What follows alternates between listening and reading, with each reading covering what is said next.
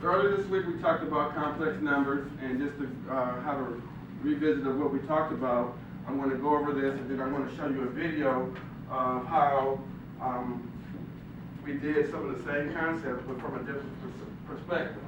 So we first began talking about what the number I, or the letter I, means, which is basically an imaginary number.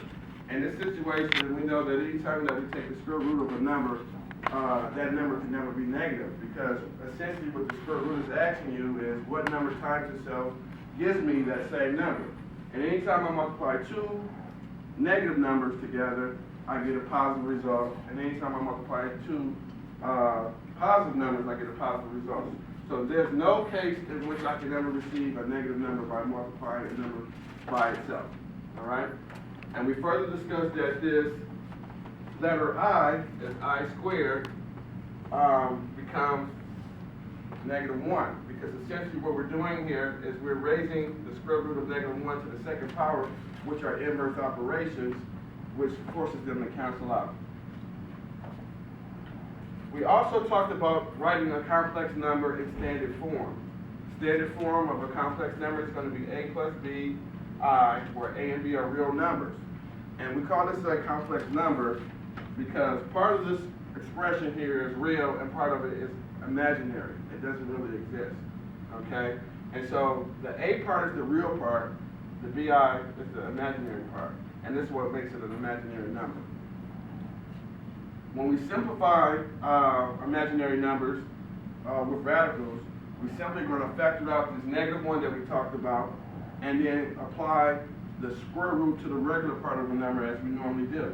So for any number a, if it's written as -a, what I want to do here is I want to rewrite this as the square root of a times -1. And then you can see that by pulling these two factors apart, the square root of a times the square root of -1 results as the square root of a times I, because the I represents the square root of -1. Right?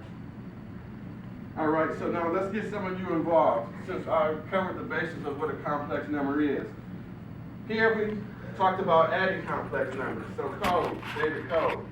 We have an expression where we want to add complex numbers, where we have the complex number a plus bi added to the other, a second complex number c plus di. Both of these are going to be complex numbers that are written in this form. When we combine or add these terms together, or these complex numbers together, what is the process here? What do you want to do? First, you got to separate the numbers. So you put A and B together, and then you put the numbers with the I together. So then you put B and B together. Okay, so that's absolutely I correct. mean A and C, and then B and B. Okay, so what you're saying is that you want to take the real part of each number, which is A and C. These are both real parts of the number because they don't contain the letter I, and we want to join those together by addition. So we show A plus C is being added together. And then you say you want to add the two imaginary terms together because they're like terms. And so the B and the D is now going to be added together, and then we just factor out the I, because we essentially just going to add the coefficients of some of those imaginary numbers. Any questions? All right, same thing with subtraction, okay?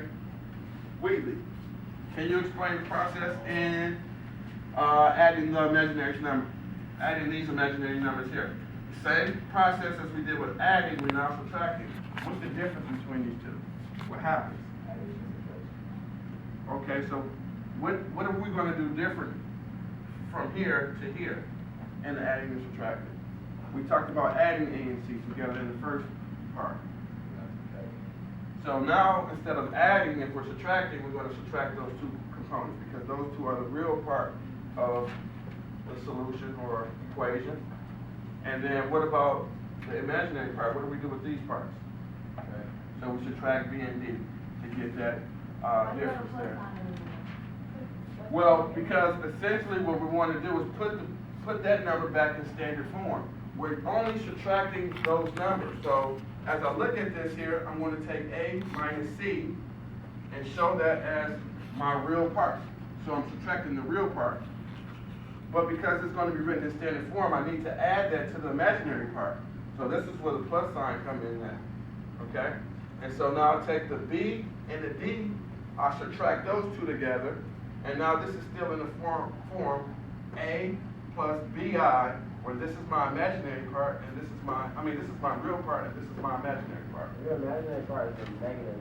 Will you still keep that plus sign in the middle, or would you have to change it to negative? You will have to simplify those expressions, but you also could write it as a plus a negative number, but you know. You said simplify those expressions. What do you mean by that? So, what I'm saying is, if you have a situation where if I have x plus negative 3, this can be rewritten as what? How can I simplify this expression? X minus 3. X minus 3. So whenever you have... Yeah, that's what I mean. So if the imaginary part is minus, for the standard form, that's one condition where you change to minus. Right. Okay. Yes. So anytime you have these double signs here, you can always simplify to get that one term between the one sign between both of them. All right? And then last, we talk about multiplying complex numbers, okay? We have the complex number A plus BI times the complex number C plus BI, and we simply use formulas here.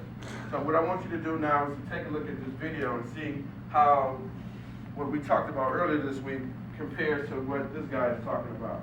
And he's basically talking about the same things, he's just talking about it from a different approach. All right? It's kind of a goofy video, so bear with it. What's the easy peasy solution easy?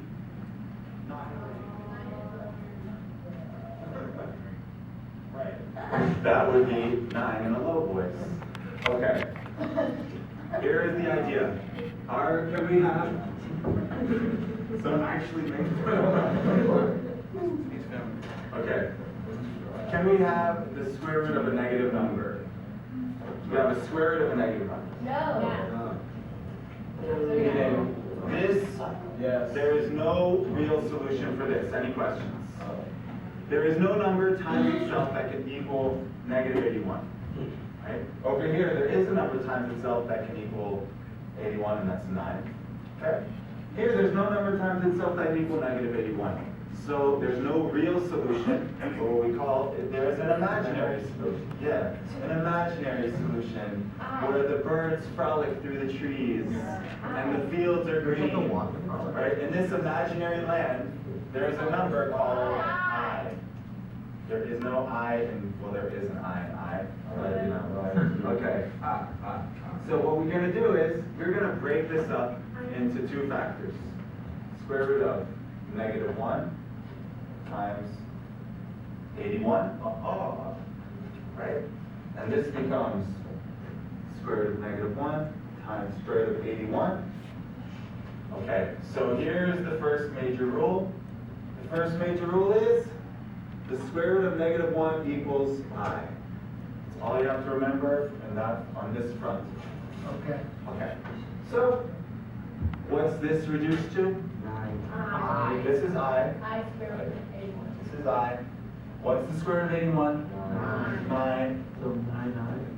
So we write it 9I, correct. There you go. Thanks.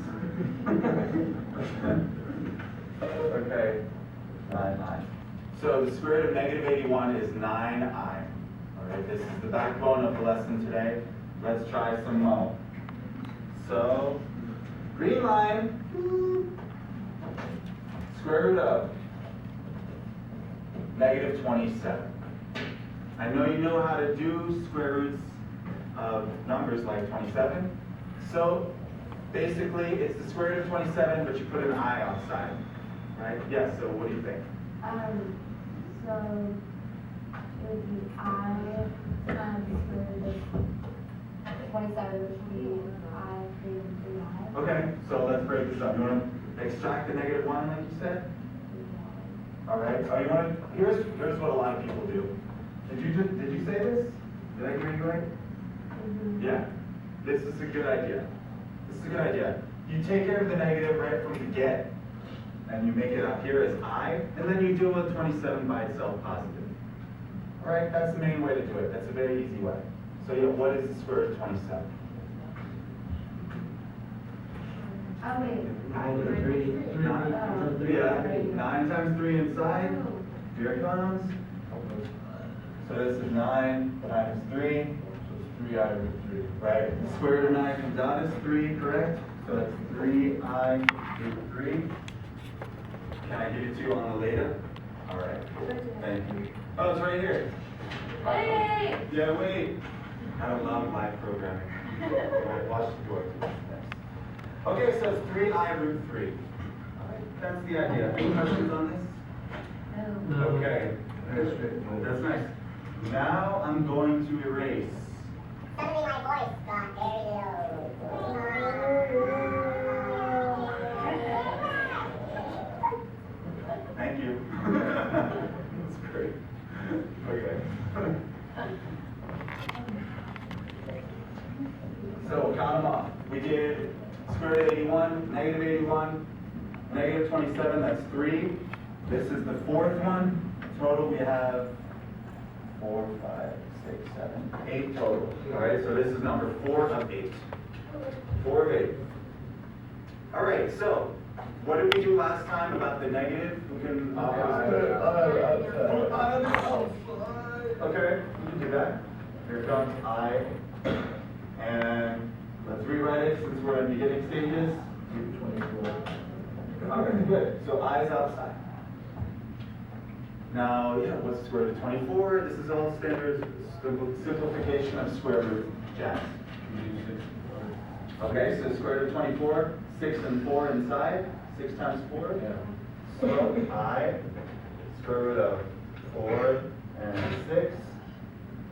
Alright, so and then this is a squared, fine. What do we reduce, or what do we factor? B to the 4th, and then B. Okay, what we're basically doing is we're splitting this entire product into factors in which many of the factors are perfect squares, so that we can take the square root of them. All right? So, volunteer for this? Yes?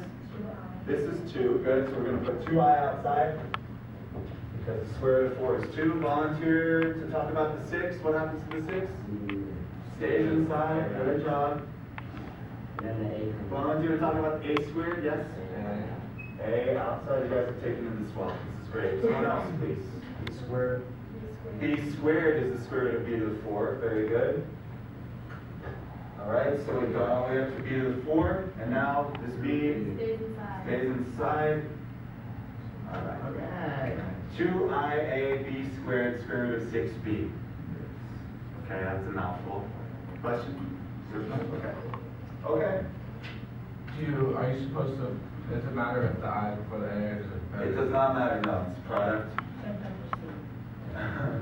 I before B except after C. Nice one. No, it doesn't really matter. It doesn't really matter. I wonder, I think it sometimes goes after some people.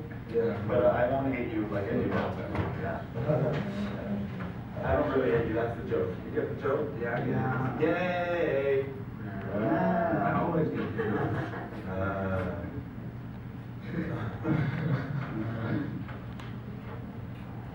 Okay.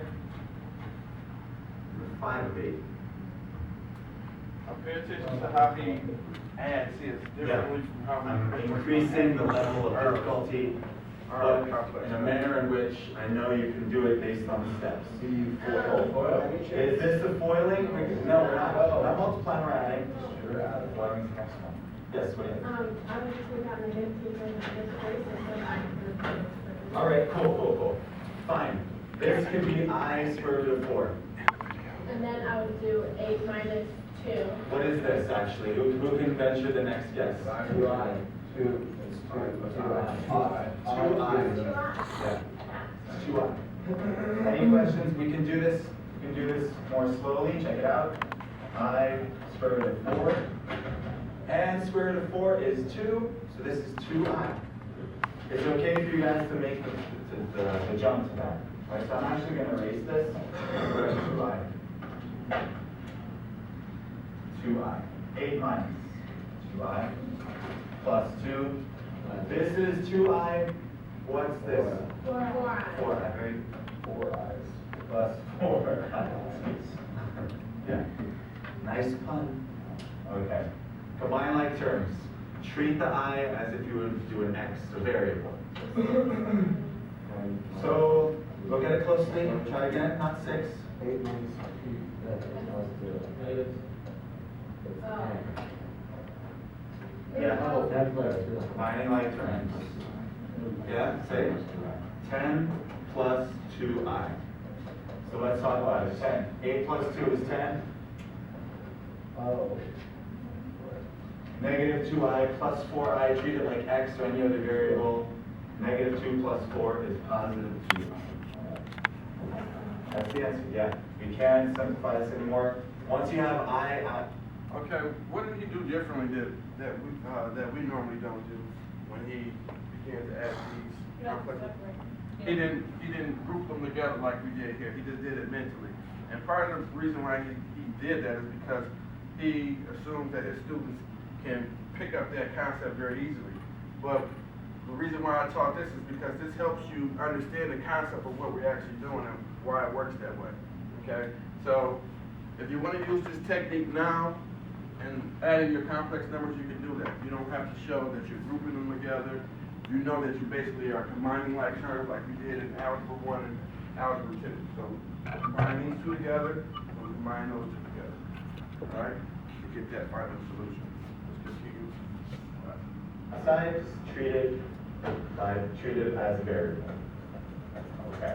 Are we ever going to be asked to like solve for I is no real number. It's imaginary, it's also complex. My life is pretty complex, but I dig that.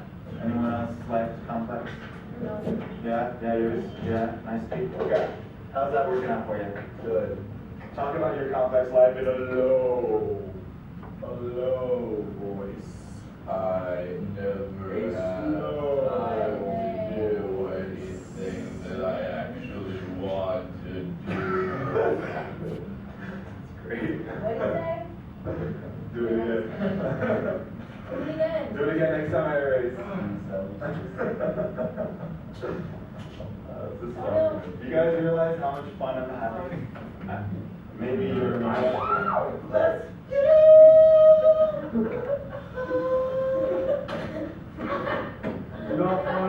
Who was that? Now, is this a foiling plastic wrap keep your food fresh problem? Yes. Yes, we do foil this. Please recycle when you're done using your foil. Alright. Foil, please go. First outer. Is that a 5? That is a 5. Everyone criticizes my 5s. I have 5-obia. 6. No, it's okay. Minus 10i, right? 6 minus 10i. Love it. Plus 12i. Plus 12i. Minus 20i. Square. What? Right. What's 4i times negative 5i? Negative 29 squared. Negative 20i squared. Right? So that's good. You pretty much got all the way to the end, and now you learn how to do the squared, so you did a service to yourself. This is a symbol for good job in our culture. Okay.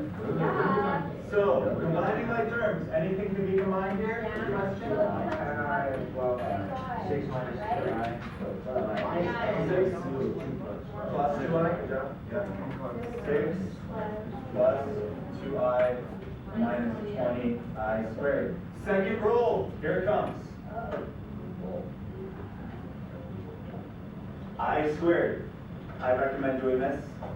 I squared always equals negative 1. Negative 1. There is a proof for it. We don't have to get into that. It's my opinion when it comes to these mathematical things. You can go further and further in and try to prove every single possible thing. Or you can say, I'm a student, I'm busy, I got things to do. I can just rather prefer that I squared equals negative 1. And once I get good enough at it, and I have the time, You leave it at negative so let's talk Why about not it. make it negative 1?